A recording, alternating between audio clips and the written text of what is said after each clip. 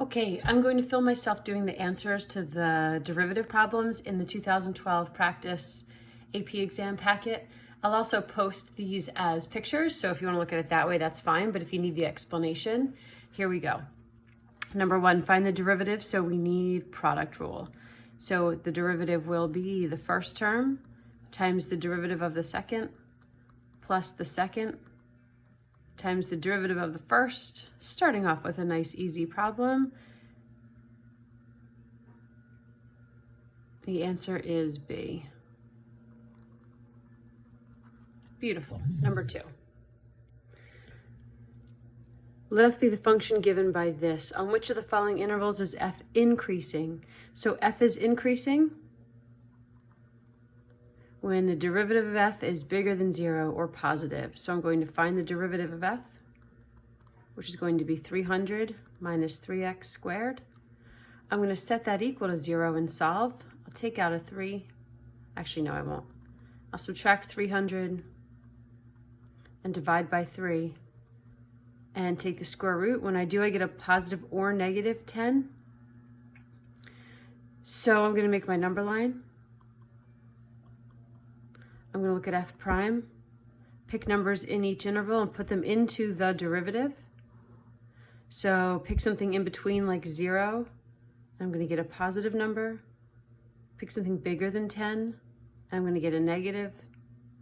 Something less than negative 10, I'm still going to get a negative. So where am I increasing? Between negative 10 and 10.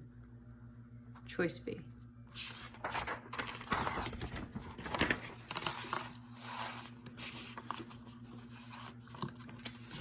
All right, let's see how I can hold this down. Number 4, what is the derivative of this? So the derivative of f is going to be 7. Derivative of 3 is 0. Natural log is 1 over x. What's the derivative at 1? 7 plus 1 over 1, so we've got 8.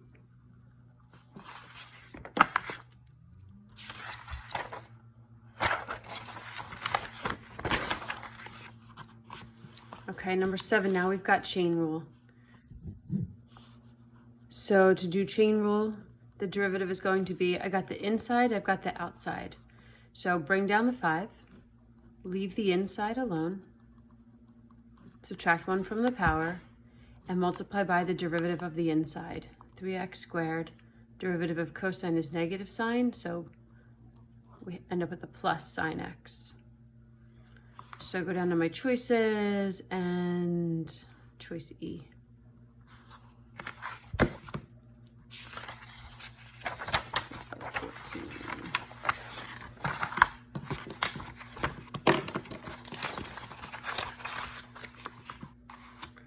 Okay, number 14. If f is this and g is this, then the derivative of f of g of x at x equals 3 is.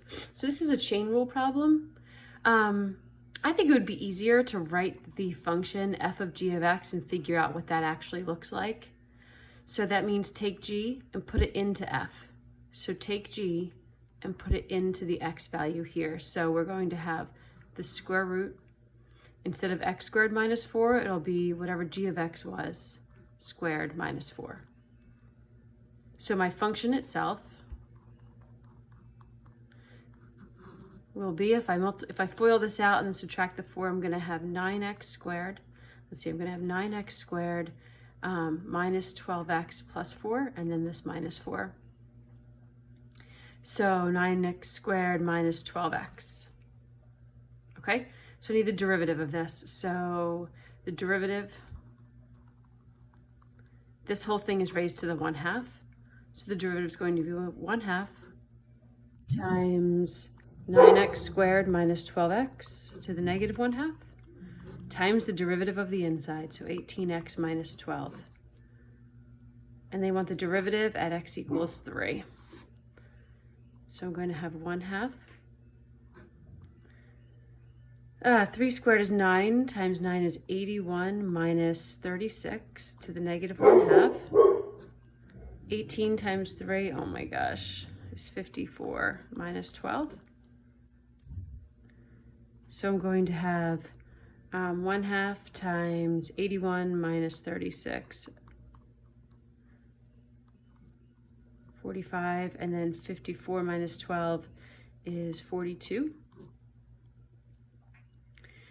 Oops, this is to the negative 1/2. So I have 1/2, I have 1 over the square root of 45, and I have 42. So this doesn't match any of my answers yet, so I'm going to reduce a little bit. 45 is 9 times 5, so this is 1/2. This is 1 over 3 root 5, and this is 42. I can reduce 2 and the 3 will go into the 42 7 times, so 7 over root 5. That's a lot of math they want you to do.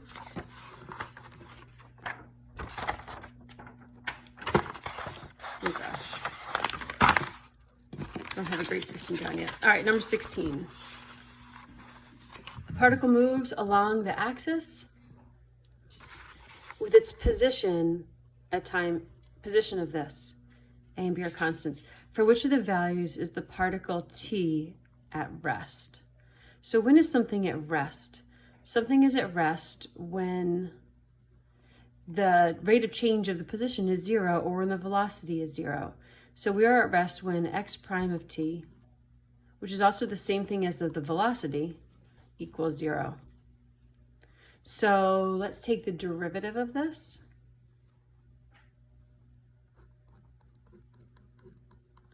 And we're going to take the first term times the derivative of the second, which is 1, plus the second term times the derivative of the first, which is 1. And we're going to set this equal to 0. So t minus a plus t minus b should be 0. Well, notice my answers have a's and b's in them, so I'm not really trying to find a numeric answer, but I'm going to put my t's together. I'm going to bring a and b to the other side, and let's solve for t. T is going to be a plus b divided by 2. Choice B. All right, it's a weird question, but if you try to stay in your zone of what you know, that something's at rest when the velocity is 0, then you can kind of move through it and see the answers. Okay.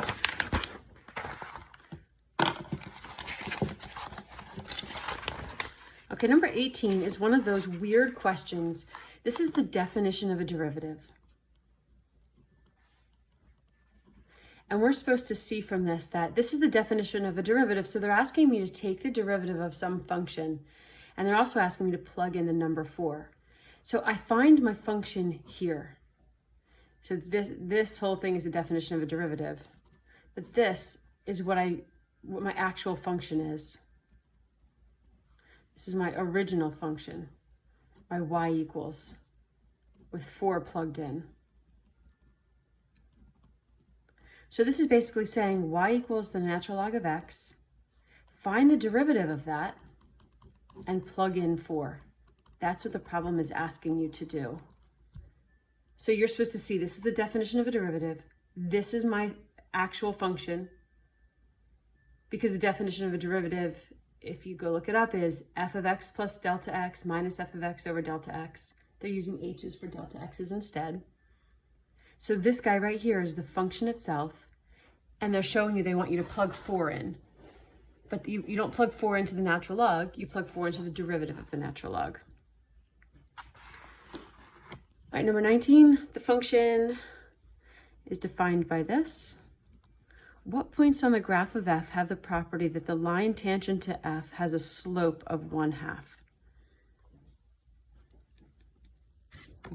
Wyatt's here. Hi. Hi. So where does this have a slope of 1/2? Okay, fine. Take the derivative and set the derivative equal to 1/2. That's what they're asking me to do. So use quotient rule. Ho d high minus high d ho over ho ho. And set that equal to 1/2 and solve. So let's see what values of x we can find. Let's do some math. So we got x plus 2 minus x. I'm going to cross multiply here.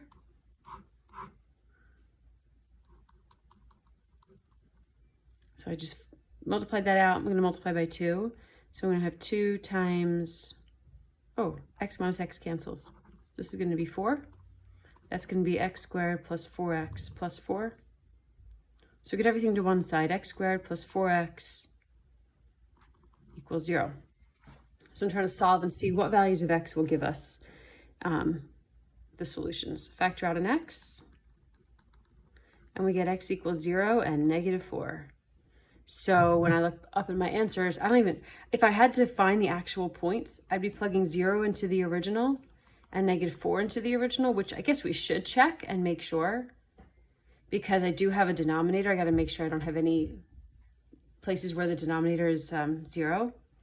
So if I do plug in 0 to the original, I get 0. If I plug -4 into the original, I'm going to get -4 over -2. So I'm going to get 2. So both of those places are fine. And my answer is C. It is worth checking them, because maybe when I had plugged in one of the numbers, I would have gotten a 0 in the denominator, and then that would not have been a solution.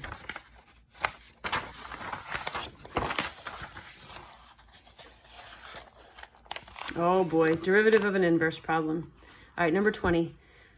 Let G be the inverse of F, given that you have this point 0, 1. What is the value of the inverse, the derivative of the inverse of G at 1? Okay, if you remember how to do this, maybe you don't. You probably don't. Step 1, find the derivative of F. So the derivative of F will be 3 times 2x plus 1 squared times 2. Step 2, plug in a value for x. Do not plug in the number that they give you. That is an x value in the inverse. So I need to figure out what the x value, this is an x value in the inverse, so it is a y value in the original. I have to use the x value that went with that y value in the original and plug that in. So I'm plugging in 0. Just remember, they're not going to give you that many points. So whatever they're asking you to find, do not plug that number in. Plug in the other number that went with it that they give you in the problem. So plug in 0. That's my dog. I plug in 0 and I'm going to get 6. Last step is take my answer, flip it. My answer is 1/6. 22. All right, so this is an absolute max. That's weird. Usually when they want the absolute max, they give you an interval. This time they don't, so that's weird. Let's see what happens. So anyway, we're looking for a max. So let's look at the derivative of F. So we've got bottom times derivative of top minus top times derivative of bottom over bottom squared.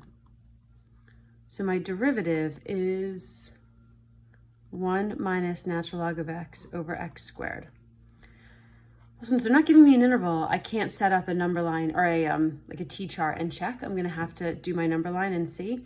So where is the top equals 0? Where's the bottom equals 0? So I definitely have a 0 to look at. And where does the top equal 0? Well, let's see. If I bring 1 over, I would have the natural log of x equals 1. And what does this have to be? That would be e, right? Because this is saying e to the first gives me what? Okay, well, e to the 1 gives me e. So I'm looking at these 2 points on my number line. Since these are all that I have, I guess, let's see, let me look, f prime. So I'll pick a number bigger than e, like 3. And plug 3 into here. I'm always going to have a positive in the bottom. And if I plug in 3 or 4, I'm going to have a negative on the top.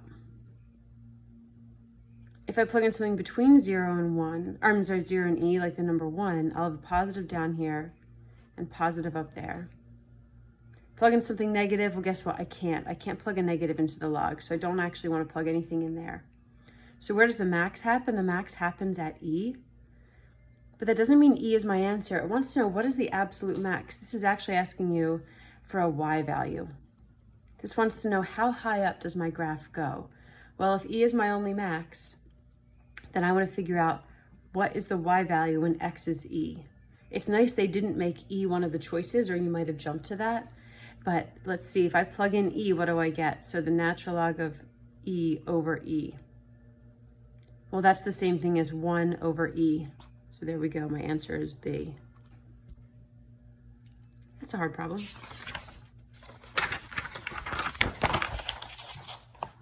All right, 24. Let g of x be this.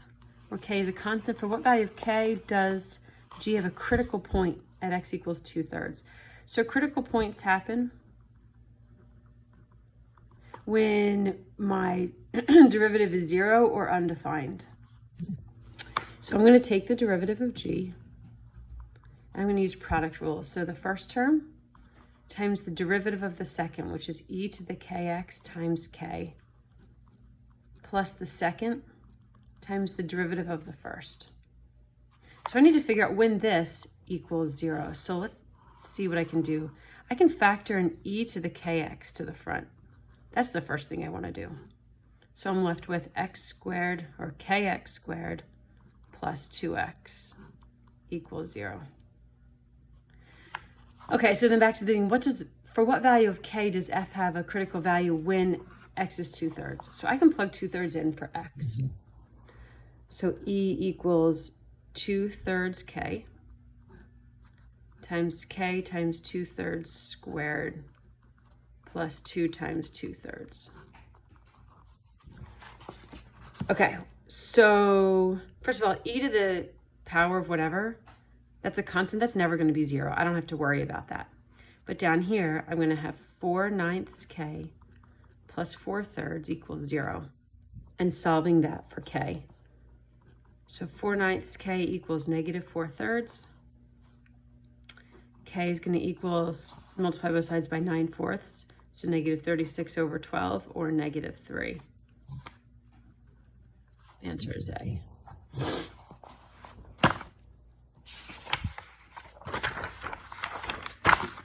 All right, 27. Implicit differentiation. So my x's and my y's are mingled. Okay, so if that's a fact, what is the second derivative at the point 3, 0? So I'm going to solve this for dy dx first. That's how we always do these derivative problems. We really want that solved for dy dx. Because now if they want to know the second derivative, okay, now I can take the second derivative. And I can use quotient rule. So the bottom times the derivative of the top. Remember, every time I take the derivative of 2x, I don't have to worry about chaining on, but I take the derivative of a y, and I'm going to have y prime minus the top times the derivative of the bottom all over the bottom squared. Okay, so now there's a lot of plugging in to do.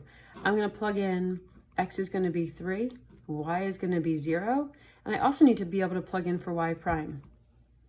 So y prime is the derivative. Well, that's up here. So what is the derivative at this point 3, 0? So let me get that. The derivative would be 6 over 3, which would be 2. So my derivative is 2. So now I have a whole lot of stuff to plug in. So my second derivative is, let's try not to screw this up, 3 times 2 minus 2, so 0, minus 6 times 1 plus 4. On the bottom, 3 squared. Let's see if this matches one of their answers. So that's 0. So negative 30 over 9, negative 10/3. Yay! Choice A.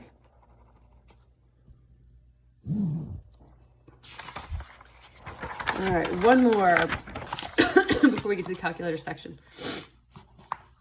Okay, the position of the particle is given by this. What is the acceleration of the particle at the point where the velocity is first equal to 0? Okay, so first of all, if x is position, let's find out what's velocity and what's acceleration. So velocity is the derivative of position, so velocity is going to be the cosine of t plus the sine of t. And the acceleration is going to be the negative sine of t plus the cosine of t. So I want to figure out what is the acceleration when the velocity is first equal to 0. So what's the acceleration when time equals bleh? I don't know what bleh is. I have to find out what value to use by setting the velocity equal to 0 and solving. You don't have a calculator. So when is the velocity going to be 0? Well, That's saying when is the sine of t going to be same as the negative cosine of t? And t is going to be bigger than 0. So, and it says when is the velocity first equal to 0? So think about the unit circle. The sine and the cosine are the same at all the fourths. So when's the sine the same as the opposite of cosine for the first time? Wouldn't that be here? Because the sine will be root 2 over 2, the cosine will be negative root 2 over 2. So that happens at not 1/4, but 3/4. So in t is 3 pi over 4. So again, this is saying what is the acceleration when the velocity is first equal to 0? So I have to set the velocity equal to 0 and solve. When does this happen? This happens at t is 3 pi over 4. It'll also happen here again at 7 pi over 4. But since it says when the velocity is first equal to 0, we're talking about this spot, 3 pi over 4. So plug 3 pi over 4 in for acceleration. So the negative sine of 3 pi over 4 plus the cosine of 3 pi over 4. Go back to that circle. So 3 pi over 4 is here. The sine's root 2 over 2, so the negative sine is negative root 2 over 2. The cosine is negative root 2 over 2. Put them together, and we've got negative 2 root 2 over 2. So we should have negative square root of 2. Choice A. All right, I'm going to stop, and I'll go do the calculator questions.